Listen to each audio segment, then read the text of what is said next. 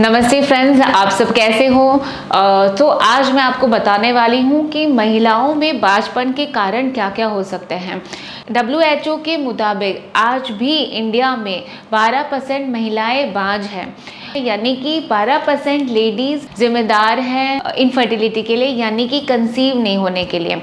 इसका कारण क्या है, आइए जानते हैं आज इस वीडियो में।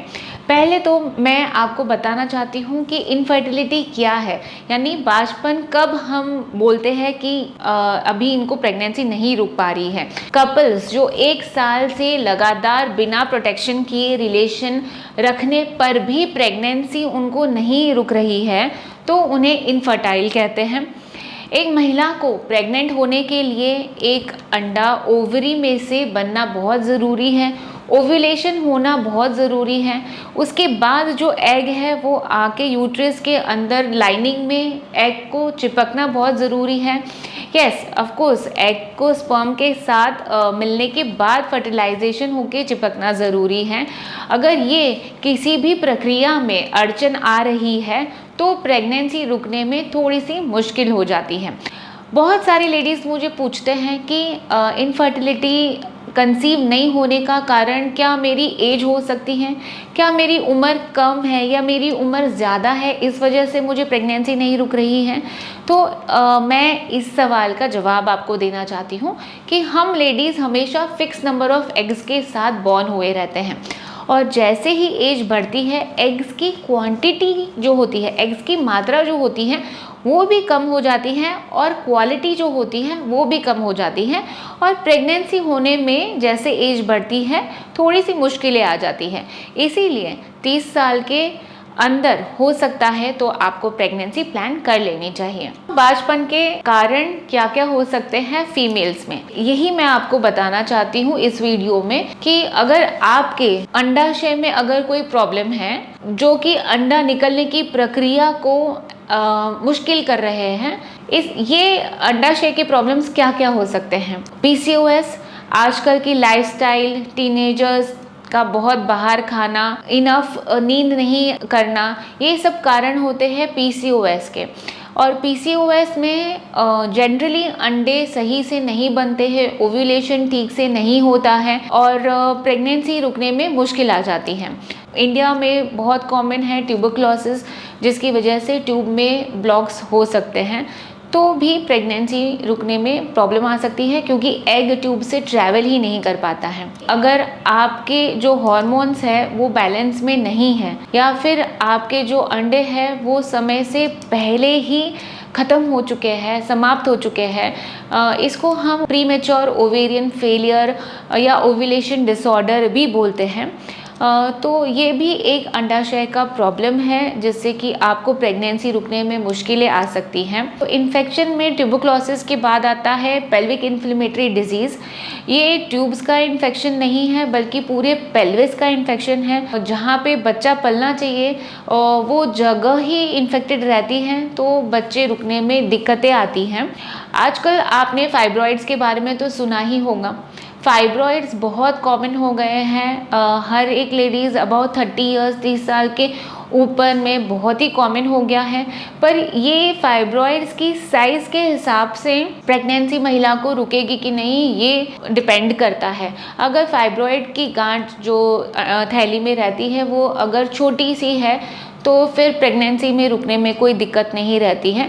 लेकिन अगर किसी भी वजह से ये साइज़ अगर बढ़ती रहती है या बढ़ जाती है या थैली में बहुत बड़ी जगह ऑक्यूपाई कर लेती है, तो फिर प्रेगनेंसी कैसे रुकेगी। तो आपको इन सारी चीज़ों का डिटेल में जांच करवाना रहेगा। डॉक्टर आपको डिटेल में आपके हार्मोनल टेस्ट करवाएंगे। आपको हार्मोनल टेस्ट से आपके अंडाशय का संतुलन पता चलेगा। HSG करके एक टेस्ट है जिससे हमको ट्यूब्स सही है कि नहीं, ब्लॉक है कि नहीं, या ओपन है, ये समझ में आता है। HSG यानी कि हिस्टेरोसल्पिंगोग्राफी, ये ट्यूब्स पेटेंट है कि नहीं इसके लिए किया जाता है। और सोनोग्राफी से हमको गर्भाशय का वातावरण, कोई गांठ है, कोई एंडोमेट्रियोसिस है, ये हमको सोनोग्राफी से पता चलेगा। हार्मोनल टेस्ट में thyroid hormone, prolactin hormone, sugar levels, कभी कभी LH लेवल्स और FSH लेवल्स, इन सब का फुल फॉर्म्स मैंने यहाँ पे दिया हुआ है। इस पे मैं अगर वीडियो बनाऊंगी तो बहुत ही लंबा वीडियो हो जाएगा। कि अगर आपको पहले से ही कोई मेडिकल कंडीशन है, यानी कि आपको प्रेगनेंसी रुकने से पहले ही डायबिटीज़ की शिकायत है, या किडनी में कोई प्रॉब्लम है, या लीवर में कोई प्रॉब्लम है, या और कोई भी ब्लड प्रेशर जैसी कोई शिकायत है, तो इसका इलाज आपको पहले से करना है। क्योंकि इसका भी अगर इम्बैलेंस रहता है बॉडी में तो भी प्रेगनेंसी में डिफ़िकल्ट होती है। तो जैसे ही अगर आप प्रेगनेंसी प्लान कर रहे हो तो आपको ये जो आपकी पहले की जो तकलीफ़ें हैं, जो बीमारियां हैं, इसको हमको ठीक करना है। उसके बाद आप प्रेगनेंसी प्लान करिए, नहीं तो फिर समझ ही नहीं आएगा कि एग्जैक्टली कारण क्या है इनफर्टिलिटी का, बांझपन का। अगर आपको बांझपन से बचना है, आपको एक हेल्दी और एक बैलेंस डाइट लेना बहुत ज़रूरी है। यहाँ पे कुछ टिप्स मैं आपको बताना चाहती हूँ कि आप अपनी फर्टिलिटी को कैसे बढ़ा सकते हैं, आप बांझपन से कैसे अपने आप को बचा सकते हैं। तो आपको सबसे पहले तो जंक फूड का सेवन थोड़ा कम करना है।